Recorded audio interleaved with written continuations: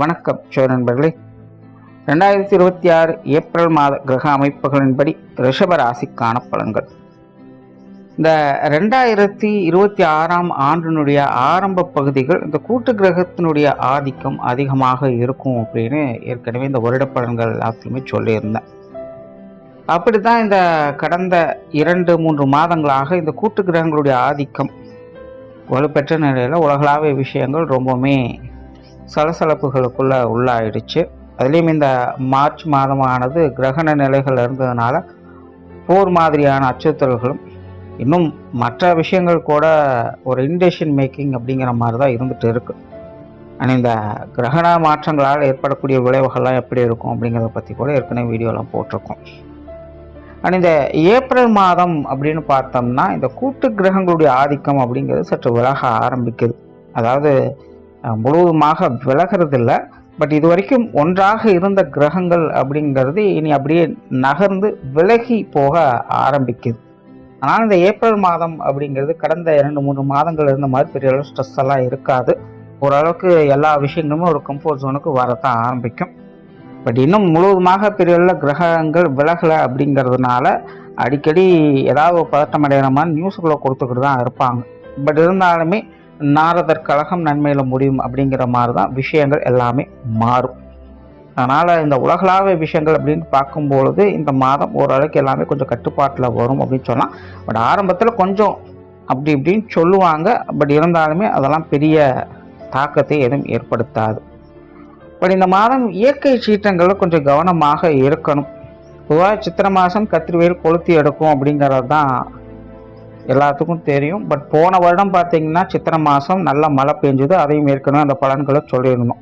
இந்த வருடமும் பார்த்தீங்கன்னா இந்த சித்திரை மாதங்களில் மழை பொழியும். பெரிய அளவில் இந்த வெயிலினுடைய தாக்கம் அப்படிங்கிறது இருக்காது. பட் சித்திரை மாதத்துக்கு முன்கூட்டியே பார்த்தீங்கன்னா இந்த வெயிலினுடைய தாக்கத்தை ஓரளவுக்கு காட்டிட்டு போயிடும். அதனால் இந்த ஏப்ரல் மாதம் நீர் சம்பந்தப்பட்ட விஷயங்களை தான் கொஞ்சம் கவனமாக இருக்கணும்.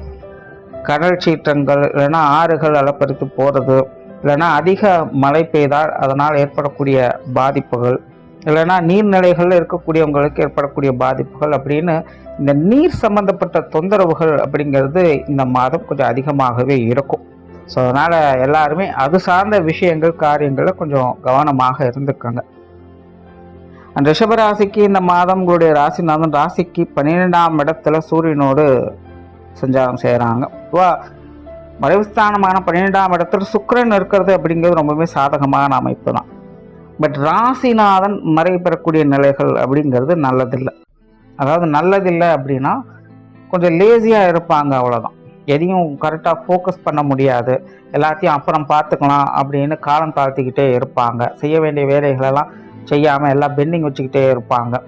பட் இருந்தாலுமே அப்போதைக்கு சூழ்நிலைகள் அப்படிங்கிறது ரொம்ப ஜாலியாக பொழுதுபோக்காக சந்தோஷமாக போய்கிட்டே இருக்கும்.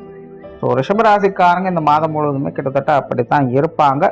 ஸோ முடிஞ்ச அளவுக்கு உங்களுடைய வேலைகளையும் கொஞ்சம் ஃபோக்கஸ் பண்ணிங்க அப்படின்னா சிறப்பான விஷயங்களாக இருக்கும். எல்லாத்தையுமே பெண்டிங் வச்சுட்டீங்க அப்படின்னா பின்னாடி அது பிரச்சனையை கொடுக்கும். ஸோ அதனால் இந்த மாதம் உங்களுடைய வேலைகளையும் கொஞ்சம் கவனம் வச்சுக்கோங்க. அதே நேரம் உங்களுடைய பொழுதுபோக்கு சார்ந்த விஷயங்களையும் ஈடுபட்டுவாங்க, நன்மைகள் உண்டு. அண்ட் பெரும்பாலான கிரக நிலைகள் அப்படிங்கிறது ரிஷபராசியை பொறுத்த வரைக்கும் இந்த மாதம் கொஞ்சம் சாதகமாக தான் இருக்குது. குறிப்பாக உங்களுடைய லாபஸ்தானத்தில் சனி செவ்வாய் புதன் அப்படிங்கிறது அமர்ந்திருக்கு. பட் சனியும் செவ்வாயும் பகை கிரகங்கள். பட் இருக்கிறது உங்களுக்கு லாபஸ்தானம். கிரகாதிபத்திய வகையில் அது பகை கிரகங்களாக இருந்தாலும் ஸ்தானாதிபத்திய வகையில் உங்களுக்கு அது நன்மையை தான் செய்யும். அதனால் விபரீத யோக அமைப்புகளில் ரிஷபராசிக்காரங்களுக்கு இந்த மாதம் எதிர்பாராத யோகங்கள், அதிர்ஷ்டங்கள் போன்ற விஷயங்களை பார்க்கலாம். வாழ்க்கையில் சில எதிர்பாராத மாற்றங்கள், திருப்பங்கள் போன்ற விஷயங்கள் இந்த மாதம் ரிஷபராசிக்காரங்களுக்கு கண்டிப்பாக இருக்கும். முன்னாடியே சொன்ன மாதிரி நாரதர் கழகம் நன்மையில் முடியும் அப்படிங்கிற மாதிரி தான் அந்த விஷயங்கள் இருக்கும். ஸோ முதல்ல ஒரு எதிர்ப்புகள், போராட்டங்கள் அப்படிங்கிற அந்த விஷயங்கள் ஆரம்பிக்கும். பின்னாடி அதன் மூலமாக ஆதாயங்களும் அனுகூலங்களையும் பார்த்துக்கிட்டு வருவீங்க. ஆனால் இந்த மாதம் பார்த்தீங்கன்னா இதெல்லாம் உங்களுடைய புதிய விஷயங்கள், காரியங்கள், உங்களுடைய முயற்சிகள் சம்பந்தப்பட்ட விஷயங்களில் இந்த மாதிரியான நிலைகள் தென்படலாம். அல்லது உடன்பிறப்புகள் வகையில், கணவன் மனைவி உறவுகளில், உங்களுடைய தொழில் வேலை உத்தியோகமான விஷயங்கள், காரியங்களில் இந்த மாதிரியான நிலைகள் தென்படலாம். அதனால் இப்போ சொன்ன விஷயங்கள், காரியங்கள் எல்லாமே கொஞ்சம் காரசாரமாகவும் டென்ஷன் தரக்கூடிய விஷயங்களாகவும் அமையலாம். பட் இருந்தாலுமே அதன் மூலமாக ஆதாயங்களும் அனுகூலங்களும் நீங்கள் முழுமையாக பெற்றுக்கிட்டு தான் வருவீங்க. ஸோ முடிஞ்ச அளவுக்கு வரக்கூடிய பிரச்சனைகள் பெரிதுபடுத்தாமல் இருக்கிறதுக்கு முயற்சி பண்ணுங்கள். எல்லாமே நன்மைக்கே அப்படிங்கிற மைண்ட் செட்டுக்கு வந்துட்டிங்கன்னா இந்த மாதிரி தொந்தரவுகள் பெருசாக இருக்காது. ஸோ ரிஷபராசிக்காரங்க அதை மட்டும் கொஞ்சம் கவனமாக பார்த்துக்கோங்க. குடும்ப வாழ்க்கையை பொறுத்த வரைக்கும் இந்த மாதம் எல்லாமே சாதகமாக தான் இருக்குது. பட் முன்னாடி சொன்ன மாதிரி தான் எல்லாமே கொஞ்சம் டென்ஷனாக தான் போகும். பட் எல்லாமே உங்களுக்கு ஆதாயமும் அனுகூலமும் செய்யக்கூடிய விஷயங்களாகத்தான் இருக்கும். அதனால் குடும்ப விஷயங்களை பொறுத்த வரைக்கும் இந்த மாதம் வெறுமனே எல்லாத்தையும் வெளித்தோட்டத்தை வச்சு முடிவு பண்ணாதீங்க. கொஞ்சம் பொறுமையாக டீல் பண்ணுங்கள். குடும்ப வாழ்க்கை அப்படிங்கிறது சிறப்பாக இருக்கும். மற்றபடி விஷயங்கள் காரியங்கள் கொஞ்சம் தொந்தரவுகளாக இருந்தாலும் உங்களுக்கு எல்லாமே சாதகமாக தான் இருக்குது. குடும்ப தேவைகள் பூர்த்தியாகும். குடும்ப உறவுகளுக்குள்ள சின்ன சின்ன சலப்புகள் இருக்கும். பட் இருந்தாலும் உணர்வுபூர்வமான விஷயங்களால் தூண்டப்படுவீங்க. உறவுகளும் உங்களுக்கு கை கொடுத்து உதவுவாங்க. பெற்றோர்கள் சம்பந்தப்பட்ட விஷயங்கள் சாதகமாகவே இருக்குது. உடன்பிறப்புகள் வகையில் இந்த ஏற்ற இறக்கங்களாகத்தான் இருக்கும். பட் இருந்தாலும் உங்களுக்கு நன்மை தரக்கூடிய விஷயங்கள்லாம் கொஞ்சம் விரயங்கள், செலவுகள், அலைச்சல்கள் போன்ற விஷயங்கள் உடன்பிறப்புகள் வகையில் வரலாம். பட் எல்லாமே நன்மைக்கு தான். கணவன் மனைவி உறவுகள் சிறப்பாகவே இருக்குது. குழந்தைகள் சம்பந்தப்பட்ட விஷயங்கள் திருப்திகரமாகவே இருக்கும். திருமண அமைப்புகள், புத்திரபாக்கிய அமைப்புகள், காதல் சம்பந்தப்பட்ட விஷயங்கள் எல்லாமே இந்த மாதம் உங்களுக்கு சிறப்பாகவே இருக்குது. உறவினர்கள், நண்பர்கள் சம்பந்தப்பட்ட விஷயங்கள் கொஞ்சம் கான்ட்ரவர்சியாகத்தான் இருக்கும்.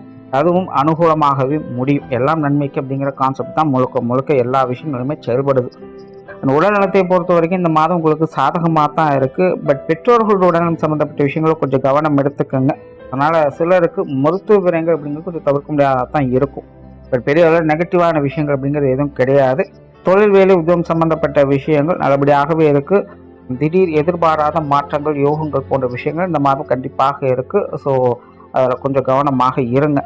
காற்றுள்ள போதே தூற்றிக்கொள் அப்படிங்கிறதா பழமொழி. ஸோ வரக்கூடிய வாய்ப்புகள் சரியான முறையில் பயன்படுத்திக்கோங்க. அதே போல் தொழில், வேலை, உத்தியோகமாக எதையும் மேலோட்டமாக ஜட்ஜ் பண்ணாதீங்க. நல்ல ஆழமாக யோசித்து முடிவு பண்ணுங்க. வெளியூர் மற்றும் வெளிநாடு சம்பந்தப்பட்ட விஷயங்கள் இந்த மாதம் உங்களுக்கு சாதகமாகவே இருக்கும். இடமாற்றங்கள் போன்ற விஷயங்கள் கூட உங்களுடைய எதிர்பார்ப்புகளை பூர்த்தி செய்யும். சிலருக்கு சம்பள உயர்வுகள், பதவி உயர்வுகள் போன்ற விஷயங்கள் கூட கிடைக்கலாம். பொருளாதாரம் சம்பந்தப்பட்ட விஷயங்கள் இந்த மாதம் சாதகமாகவே இருக்கும். கொடுக்கல் வாங்கல் விஷயங்கள் திருப்திகரமாகவே இருக்கும். வரவுகளுக்கு ஏற்ற விரயங்களும் உடன் இருந்துக்கிட்டு தான் இருக்கும். பெரும்பாலும் சுப விரயங்களுக்கு அதிக வாய்ப்புகள் இந்த மாதம் உண்டு. அதனால் வீண் விரயங்கள், செலவுகள் போன்ற விஷயங்கள் மட்டும் கொஞ்சம் கவனம் எடுத்துக்கோங்க. மற்றபடி பொருளாதார நிலைகள் அப்படிங்கிறது சாதகமாக தான் இருக்குது. மாணவர்களுக்கு கல்வி, வித்தை சம்பந்தப்பட்ட விஷயங்கள் மாதத்தின் முற்பகுதியில் மட்டும் கொஞ்சம் தடங்கல்கள் இருக்கும். மாணவர்கள் கொஞ்சம் ஃபோக்கஸ் பண்ணுறதுக்கு தடுமாறுவாங்க. பட் மாதத்தின் பிற்பகுதியில் எல்லாமே சாதகமாக இருக்குது. மாணவர்களுடைய தேவைகள் பூர்த்தியாகும். மாணவர்கள் கொஞ்சம் கம்ஃபர்ட்டாக இருக்கவும் ஆரம்பிப்பாங்க. குறிப்பாக ரிஷபராசிக்கு இந்த கல்வி, வித்தைகளுக்கான இடமாற்றங்கள் போன்ற விஷயங்கள் சிறப்பாகவே இருக்கும். அவங்களுடைய தேவைகள் பூர்த்தியாகும். அதனால் மாணவர்கள் மாதத்தின் முற்பகுதியில் மட்டும் கொஞ்சம் ஃபோக்கஸாக இருங்க. ஸோ ஓவராலாக இந்த மாதத்தை பொறுத்த வரைக்கும் ரிஷபராசிக்காரங்களுக்கு எல்லாமே ஒரு சாதகமான நிலைகளில் தான் இருக்குது. பட் அவசரப்பட்டு முடிவெடுப்பதை கொஞ்சம் தவிர்த்துக்குங்க. பொறுமையாக நிதானமாக செயல்படுங்க. நன்மைகள் கட்டாயமாக உண்டு. அதிலும் எதிர்பாராத அதிர்ஷ்ட யோகங்களை பார்க்கக்கூடிய ஒரு மாதமாகவே இருக்குது. அதனால் சிந்தித்து செயல்படுங்க. நன்றி, வணக்கம், வாழ்க வளமுடன்.